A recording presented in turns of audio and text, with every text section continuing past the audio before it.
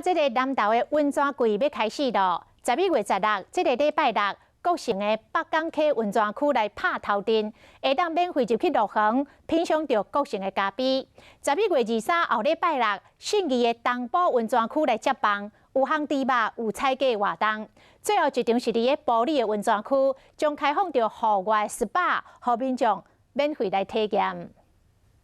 南投温泉季就要开始咯！11月16，国城北港溪温泉区拍头阵开幕，除了泡汤，嘛推广国城咖啡，也有陆航释出免费入园的优惠。那么在11点以前来参加我们南投县的温泉季开幕就可以免费来入园游玩跟这个泡汤。 再来11月23，东埔温泉区要举办穿浴衫、行花爬大家活动，而且提供烘全地的美食服务。最后登场的是11月30，埔里温泉区免费开放户外 SPA。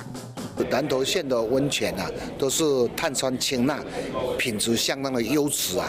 你来泡的时候你会皮肤会变白，人会变得更漂亮。